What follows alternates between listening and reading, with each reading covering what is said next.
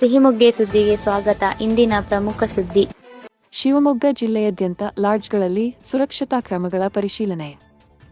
ಹೌದು ವೀಕ್ಷಕರೇ, ದಿನಾಂಕ 8 ಏಪ್ರಿಲ್ 2026ರಂದು ಜಿಲ್ಲೆಯಾದ್ಯಂತ ಪೊಲೀಸ್ ಇಲಾಖೆ ವತಿಯಿಂದ ಲಾಡ್ಜ್ಗಳ ಮೇಲೆ ವಿಶೇಷ ತಪಾಸಣೆ ಕಾರ್ಯಾಚರಣೆ ನಡೆಯಿತು.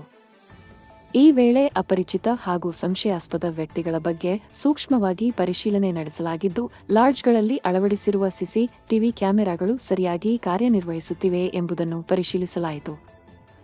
ಅದೇ ರೀತಿ ತಂಗಲು ಬಂದಿರುವ ಅತಿಥಿಗಳ ವಿವರಗಳನ್ನು ದಾಖಲಿಸುವ ರಿಜಿಸ್ಟರ್ ಹಾಗೂ ಲೆಡ್ಜರ್ಗಳನ್ನು ಪರಿಶೀಲಿಸಿ ಎಲ್ಲಾ ದಾಖಲೆಗಳನ್ನು ನಿಯಮಾನುಸಾರ ನಿರ್ವಹಿಸುವಂತೆ ಲಾಡ್ಜ್ ಮಾಲೀಕರಿಗೆ ಕಟ್ಟುನಿಟ್ಟಿನ ಸೂಚನೆ ನೀಡಲಾಗಿದೆ. ಸಾರ್ವಜನಿಕರ ಸುರಕ್ಷತೆಯನ್ನು ದೃಷ್ಟಿಯಲ್ಲಿ ಇಟ್ಟುಕೊಂಡು ಇಂತಹ ತಪಾಸಣೆ ಕಾರ್ಯಾಚರಣೆಗಳನ್ನು ಮುಂದುವರಿಸಲಾಗುವುದು ಎಂದು ಪೊಲೀಸ್ ಇಲಾಖೆ ತಿಳಿಸಿದೆ. ಇಂತಹ ಇನ್ನಷ್ಟು ಸುದ್ದಿಗಳಿಗಾಗಿ ಫಾಲೋ ಮಾಡಿ ನಿಮ್ಮ ಸಿಹಿಮೊಗ್ಗೆ ಸುದ್ದಿ ನಿಮ್ಮದು, ವರದಿ ನಮ್ಮದು. ಸುದ್ದಿ ಹಾಗೂ ಜಾಹೀರಾತಿಗಾಗಿ ಸಂಪರ್ಕಿಸಿ. ನಿಮ್ಮ ಬೆಂಬಲ ನಮಗೆ ಪ್ರೋತ್ಸಾಹಧನ.